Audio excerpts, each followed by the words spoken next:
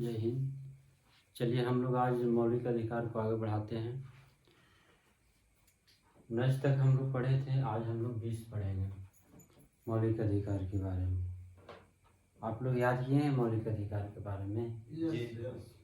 19 में क्या कहा गया है? स्वतंत्रता का अधिकार हैं?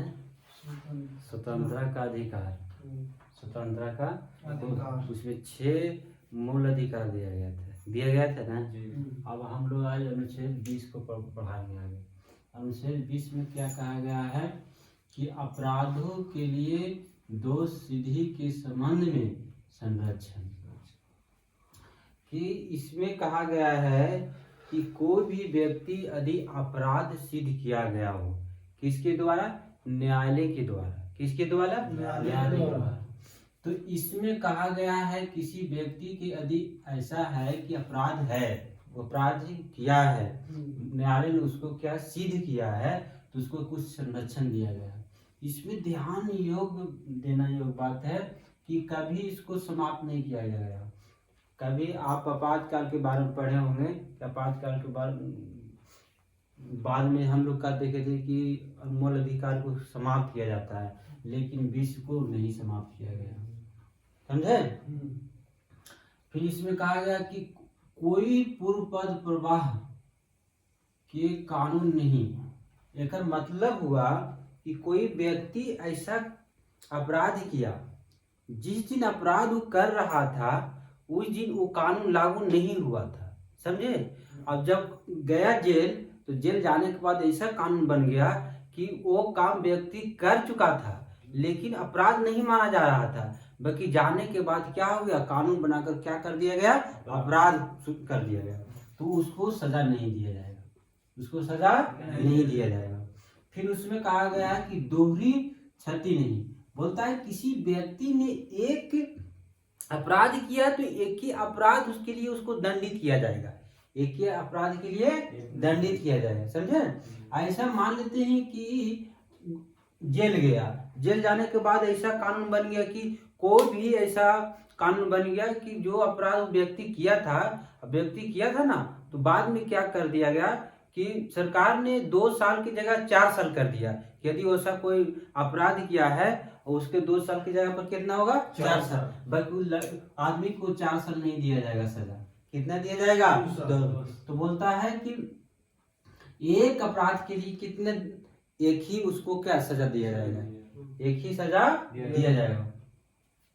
इसके बाद में कहा है किसी व्यक्ति के स्वयं अपने विरुद्ध क्या साक्षी, मतलब इसको मतलब समझे कि अपने विरोध में अपने क्या बोलता है, गवाही देना। बात गवाही देने के लिए बाधित नहीं किया जाएगा कि आप वहां पर बोलिए जाके कि हमने अपराध नहीं किया, वो बाधित नहीं किया। लेकिन इसमें कहा गया है नार्को टेस्ट की जरूरत पड़ेगा और कोई फिंगरप्रिंट देने की बात आई तो आपको वहां पर देना पड़ेगा। बात समझ में आया? तो यहाँ पर कहा गया है कि अपराधों के लिए दोष सिद्ध के संबंधित क्या संरक्षण। तो बात समझ में आया? एक अपराध के लिए क्या उसको दंड 2 दिया जाएगा? नहीं, 1 दंड दिया जाएगा। क्या स्वयं के विरुद्ध गवाही देने के लिए बाधित किया जाएगा? नहीं किया जाएगा। उसमें कहा गया है नार्को टेस्ट किया जा सकता है। समझे? फिंगरप्रिंट की जरूरत पड़ेगा तो किया जाएगा। ठीक है ना? उसको बाद में अनुच्छेद कितना है? 21। कितना? 21। इसमें सबसे बड़ा महत्वपूर्ण बात है। क्या महत्वपूर्ण है? इसे समझने वाली बात है कि प्राण और दैहिक की स्वतंत्रता। इसमें कहा गया है कि किसी व्यक्ति को व्यक्तिगत स्वतंत्रता दिया गया। बात समझ में आया? व्यक्तिगत की मतलब है कि अपने व्यक्ति यहाँ का है, वह स्वयं जिस तरह से जीना चाहता है जी सकता है, उस पर कोई प्रतिबंध नहीं किया जाएगा। आप विदेश जाना चाहते हैं तो विदेश जा सकते हैं।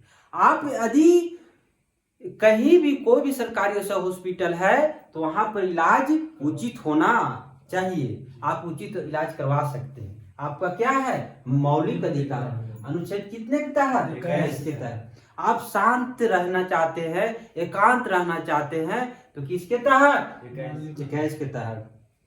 आप स्वच्छ पर्यावरण में जीने का क्या मौलिक अधिकार है, तो किसके तहत, इसके तहत। बात समझ में आया हैं? हाँ, तो देखिए आप जैसे मान लेते हैं कि इतना पर्यावरण दूषित हो रहा है, आप जाके कहाँ जा सकते हैं, सुप्रीम कोर्ट जा सकते हैं कि हमारे पर्यावरण क्या हो रहा है, दूषित। हमको तो कहा गया है कि अनुच्छेद 21 में कि स्वच्छ पर्यावरण में रहने का अधिकार है। क्या समझे, बात समझ में आया? तो अनुच्छेद कितने के तहत, 21 के तहत। आप विदेश जाना चाहते थे, किसके तहत, बात समझ में आया? आप किसी सूचना जानने का अधिकार भी किसके तहत, 21 के तहत। बात समझ में आया? और इसमें सबसे बड़ी महत्वपूर्ण बात है निजता का अधिकार। समझ में आया? निजता का अधिकार के मतलब है कि पर्सनल किसी डाटा को हम शेयर करने के अधिकार नहीं है। किसके तहत, 21 के तहत। जैसे हमने जाना कि हम कहाँ तक पढ़े हुए हैं, कोई जरूरी नहीं कि पब्लिक कर सकते हैं। मेरा क्या है, निजता का अधिकार है। क्या है, निजता का अधिकार। किसके तहत, क्या याद रहेगा यहाँ? पहला क्या बोले, पर्यावरण स्वच्छ में जीने का अधिकार 21 के तहत। बताइए, शांत रहने का अधिकार, सूचना जानने का अधिकार, विदेश जाने का अधिकार। बात समझ में आया?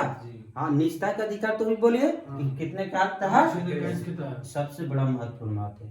बात समझ में आया? इसको प्रतिबंध किसी से किया जाए, किसी को किया जाएगा नहीं किया जाएगा। बात समझ में? इसको बहुत सुप्रीम कोर्ट इतना व्यापक कर दिया गया है, किसी के घर में आप जाना चाहते हैं तो बिना इजाजत के किसी के घर में नहीं घुस सकते। किसमें कहा गया है, आप किसी के घर में जाना चाहते हैं, पहले ठुकाने पड़ेगा और इजाजत लेना पड़ेगा, तभी जा सकते हैं। बात समझा? अब आते हैं अनुच्छेद कितने, 21A। 21A में कहा गया है निःशुल्क और अनिवार्य शिक्षा की स्वतंत्रता। ये मौलिक अधिकार है। कहां तक, आप 6 से 14 वर्ष की आयु तक। 6 से 14 वर्ष। कब बनाया गया, 40वां संविधान संशोधन 2002। इसको मौलिक अधिकार बना दिया गया। यदि कोई बच्चा है, उसको माता पिता ने 6 वर्ष और 14 वर्ष के बीच में यदि शिक्षा देने से मना करता है, तो कहां जा सकता है, सुप्रीम कोर्ट या हाई कोर्ट। बात समझ में आया? ये आपका 14 वर्ष तक आप शिक्षा पाना अनिवार्य कर दिया गया है।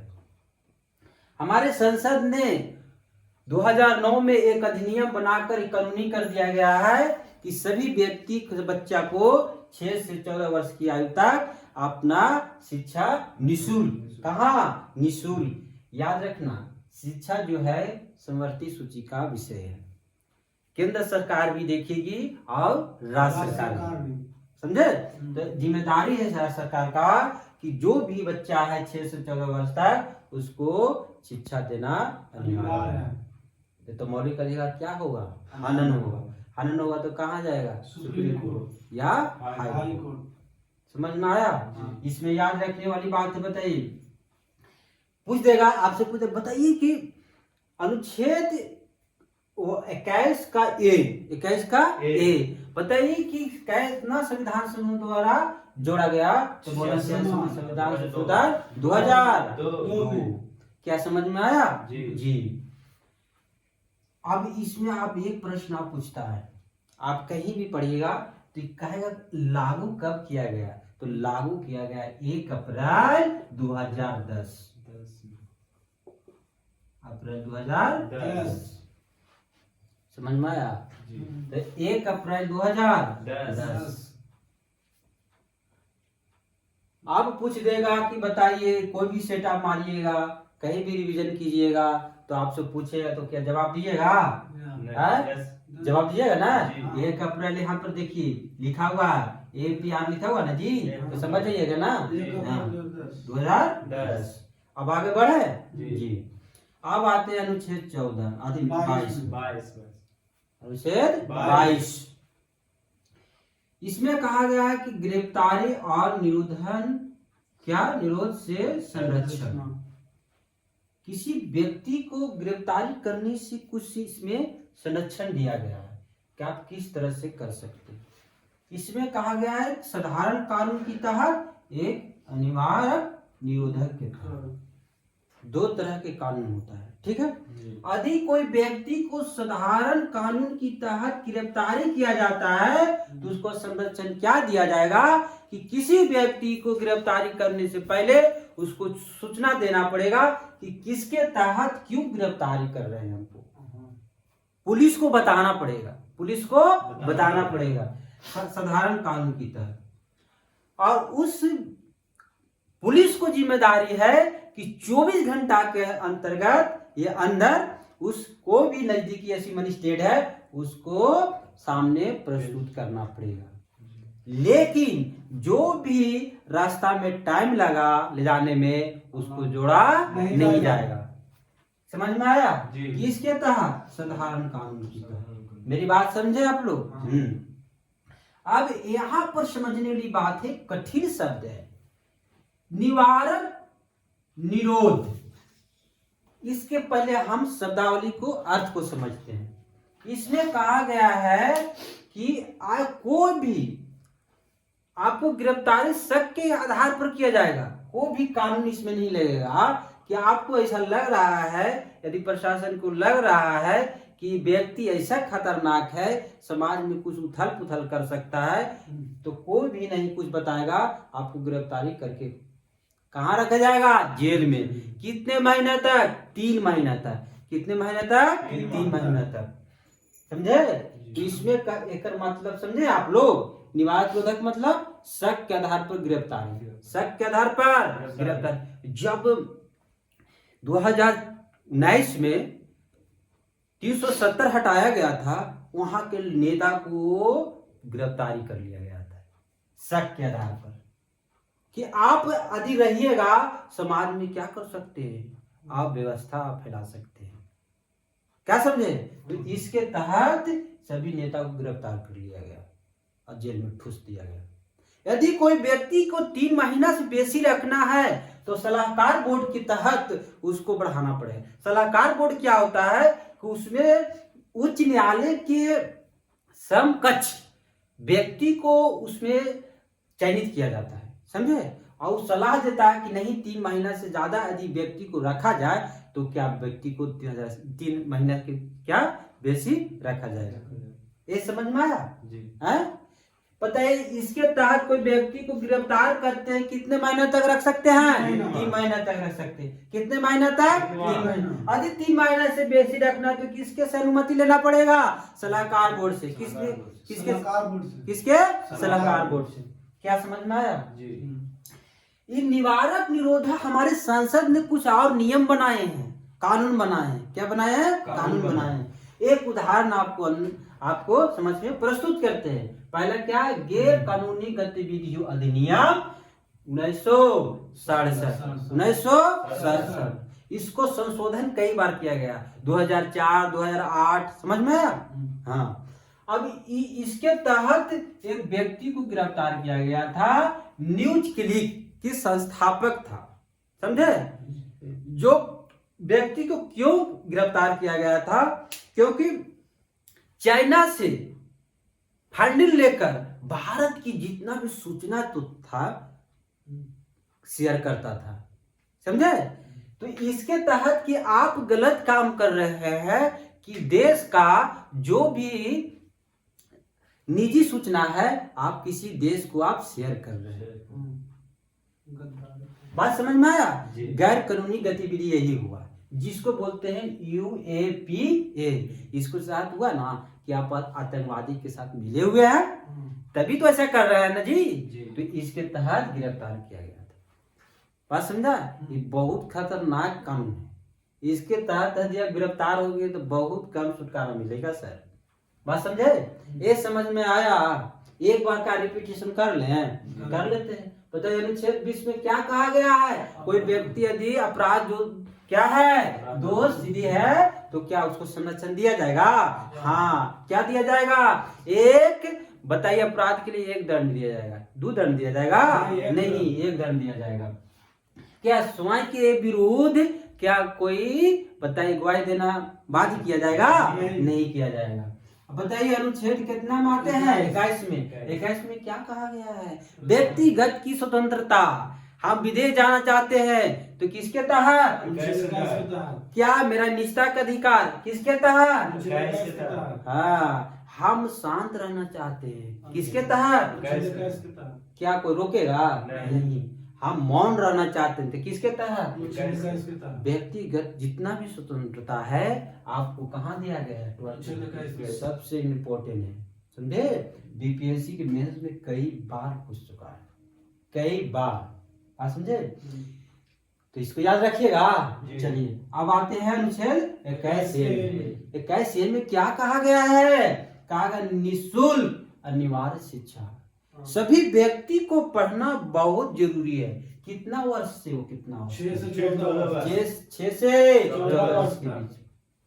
बताइए कानून कब लागू हुआ? 1 अप्रैल 2010 को। याद रहेगा? आप बताइए अनुच्छेद 22 में क्या कहा गया? गिरफ्तारी और निरोधक संरक्षण। बताइए साधारण कानून की तहत किसी को गिरफ्तारी करते हैं तो क्या सूचना देना अनिवार्य है? यस। बताइए कि कितने घंटे के अंदर मजिस्ट्रेट के सामने प्रस्तुत करना है? 24 घंटा के अंदर। बताइए अनिवार्य निरोधक के मतलब क्या हुआ? किसी शख्स के आधार पर किसी को गिरफ्तारी करना, शक के आधार पर गिरफ्तारी करना। हमारे संसद ने क्या कानून बनाया? गैर कानूनी गतिविधि अधिनियम 1967, जिसको शॉर्ट में क्या कहते हैं? यूएपीए। क्या रहेगा? हाँ।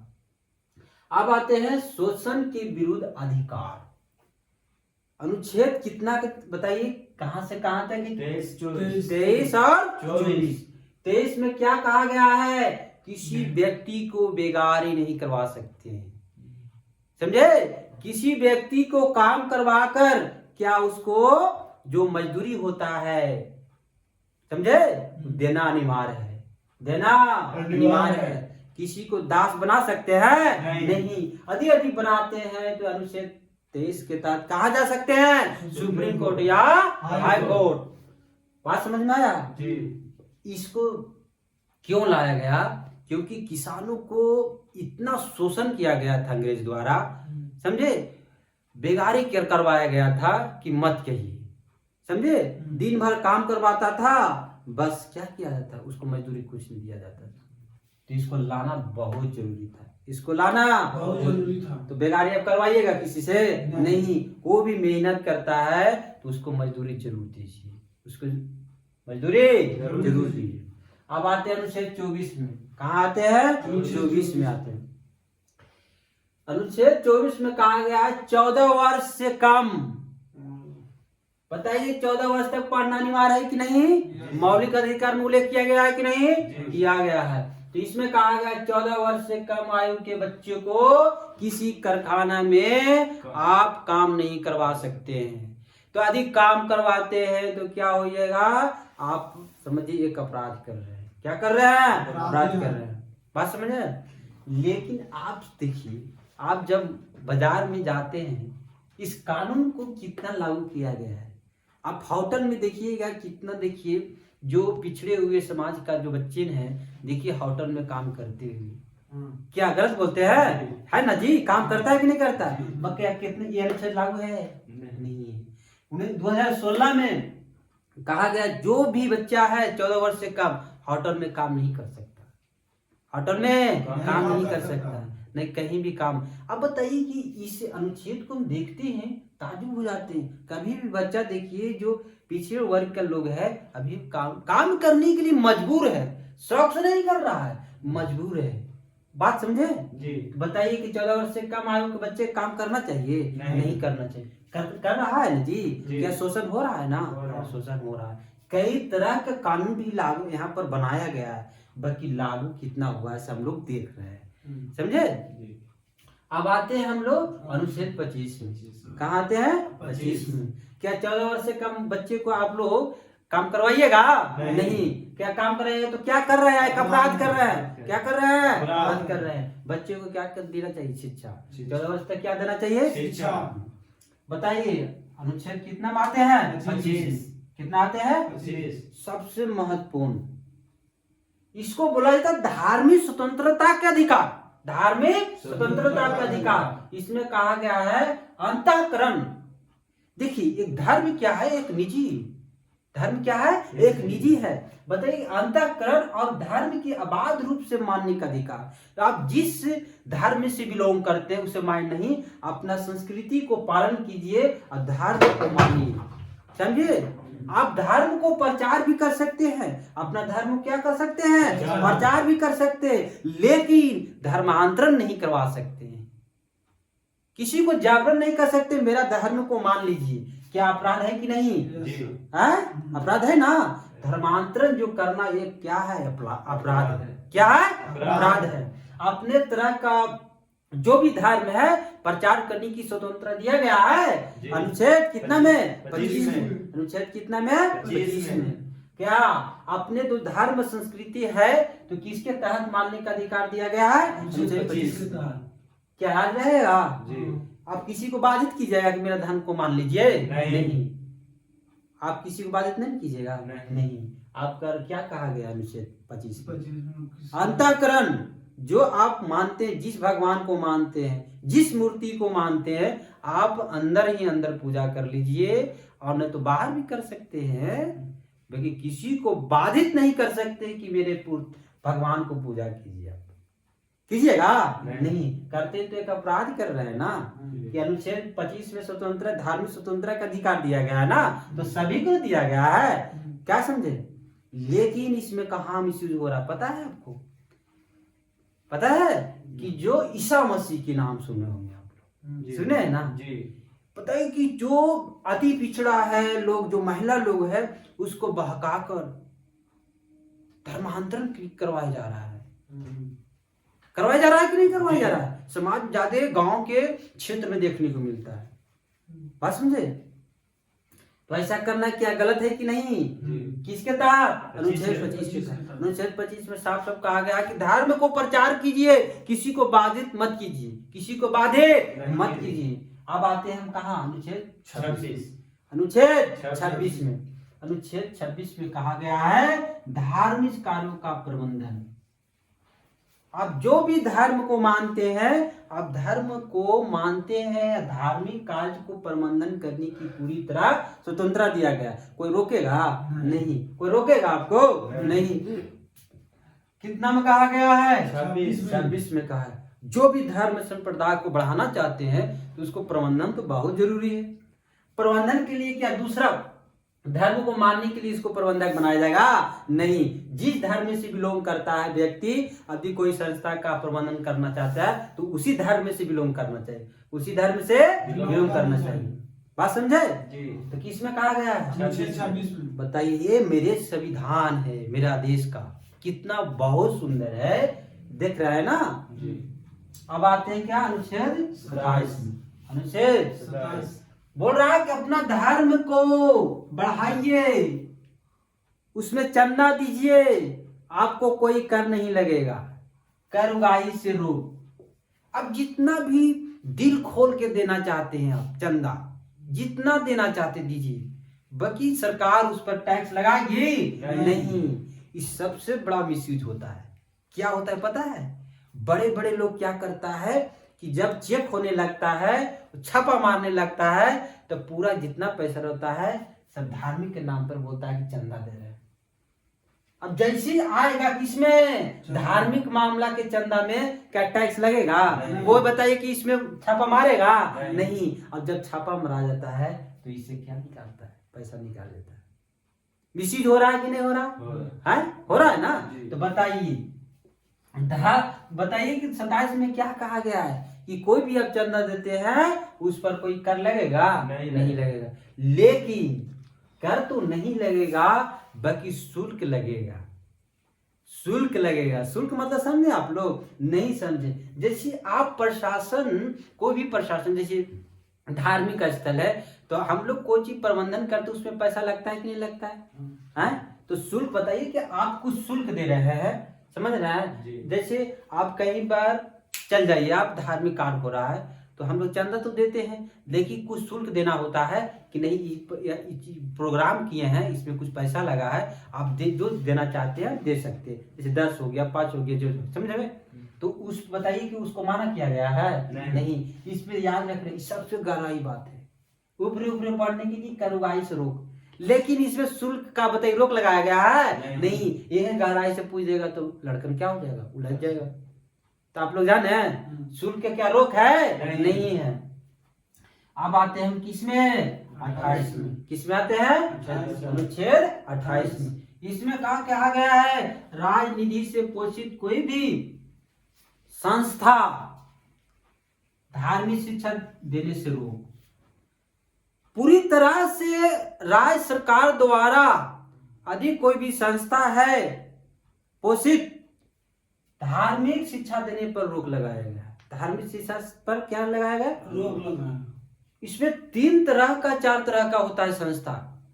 जैसे मान लेते हैं किसी धार्मिक शिक्षा पर रोक लगाया गया, पूरी तरह से जो संस्था का कोई भी विद्यालय हो, समझे, शिक्षा जहां पर केंद्र रहता है, बताइए कि पूरी तरह राज्य सरकार द्वारा पोषित होता है, वहां पर शिक्षा धार्मिक शिक्षा देने का अधिकार नहीं है। बात समझे? तो किसमें कहा गया है?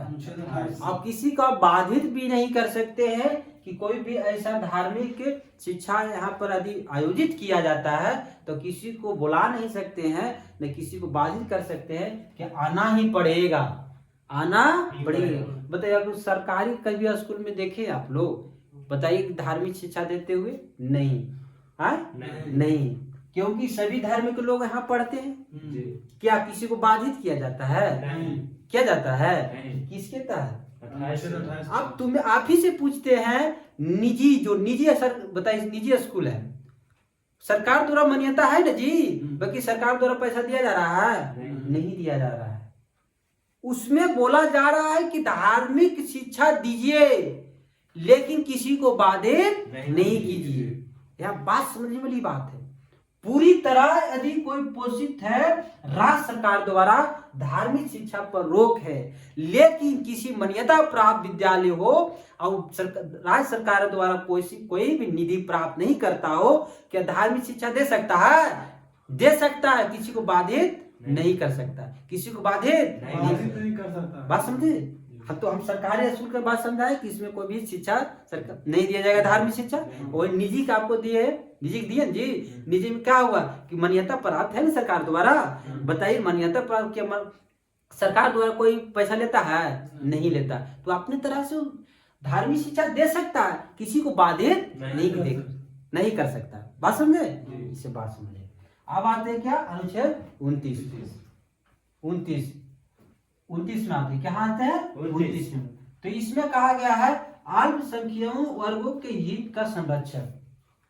यहाँ समझने वाली बात है कि अल्पसंख्यक कहते हैं किसको? जिस बोली के आधार पर हो, भाषा के आधार पर हो, लिपि के आधार पर हो, संस्कृति के आधार पर हो, जो व्यक्ति बहुत कम मात्रा है, उसी को क्या बोलते हैं? अल्पसंख्यक। समझे? तो अपने संस्कृति को संरक्षण करने का अधिकार किसमें दिया गया है? अनुच्छेद 29 में। बात समझे? जैसे एक उदाहरण से समझते हैं, जैसे एक मुस्लिम समाज का कोई व्यक्ति है, तो अपने समाज का संस्कृति का संरक्षण करना उसका क्या है? मौलिक अधिकार में क्या उल्लेख किया गया है। तो आपका क्या संस्कृति का संरक्षण कर सकता है ना? किसके तहत? 29 के तहत। किसके तहत? 29 के तहत। इतना बात समझे आप लोग? हाँ। अब आते हैं हम लोग एक बार रिपीटेशन कर लेते हैं जी। बताइए हम लोग यहाँ से कर लेते हैं। 20 में कहा गया है अपराधों के लिए शोध, बताइए दोष सिद्धि के संबंध में संरक्षण। एक पता है आप लोग का कि एक बताइए दंड जो किया है, अपराध किया है, उसको दंड कितना दिया जाएगा? 1 दिया जाएगा कि 2 दिया जाएगा? 1 दिया जाएगा। बताइए अनुच्छेद 21 में क्या कहा गया? प्राण और देह की स्वतंत्रता, जिसमें कहा गया व्यक्तिगत स्वतंत्रता, विदेश जाने की, निजता का अधिकार, स्वच्छ पर्यावरण में रहने का अधिकार। किसमें कहा गया है? 21। अब आप बताइए कि 21(1) में क्या कहा गया है? अनिवार्य शुल्क अनिवार्य शिक्षा का निःशुल्क है जी। बताइए शिक्षा लेगा तो कैसा लेगा? निःशुल्क लेगा। तो निःशुल्क लेगा, बताइए कब लागू हुआ? 1 अप्रैल 2010। बताइए अनुच्छेद 22 में क्या कहा गया है? गिरफ्तारी और निरोधक से संरक्षण। बताइए दो तरह का होता है। कितने तरह का होता है? दो तरह। एक साधारण कानून की तहत जिसको कोई भी व्यक्ति को गिरफ्तार करता है तो उसको सूचना देना अनिवार्य है। निरोधक के तहत यदि गिरफ्तार करता है क्या सूचना देगा? नहीं। शक के आधार पर क्या करेगा? अब इसमें कौन कानून बनाया गया था? गैर कानूनी गतिविधि अधिनियम 1967। शॉर्ट में क्या कहते हैं? यूएपीए। अब इसमें आते हैं शोषण के विरुद्ध अधिकार। बताइए अनुच्छेद 23 में क्या कहा गया है? बेगार पर प्रतिबंध, जिसको दास भी बोल सकते हैं, किसी को दास नहीं बना सकते, ठीक है ना। अब अनुच्छेद 24 में क्या कहा गया है? 14 से कम आयु के जो भी बच्चे ने उसको क्या कारखाना में काम करवाना है? नहीं। कारखाना पर कहीं भी होटल में भी काम नहीं करवा सकते। बात समझे? अब 25 में क्या कहा गया है? अंतःकरण और धर्म के अबाध रूप से मानने का अधिकार। आप कोई भी धर्म मान सकते हैं, किसके तहत? अनुच्छेद 25 के तहत। 26 में क्या कहा गया है? धार्मिक कार्यों का प्रबंधन। अपने धार्मिक प्रबंधन क्या कर सकते हैं, किसके तहत? 26 के तहत। बात समझे हैं? और 27 में क्या कहा गया है? कर उगाही से रोक। जो भी आप चंदा लेते हैं आदि कोई भी देता है तो उस पर कर नहीं लगेगा। बताइए अनुच्छेद 28 में क्या कहा गया है? राजनिधि से पोषित कोई भी संस्था धार्मिक शिक्षा नहीं दे सकता है, ठीक है। और 19 बताइए कितना में कहा गया जी? अनुच्छेद 29 में क्या कहा गया है? अल्पसंख्यक वर्गों के हित का संरक्षण। अपनी संस्कृति का क्या करेगा? संरक्षण। किसके तहत? अनुच्छेद 29 के तहत।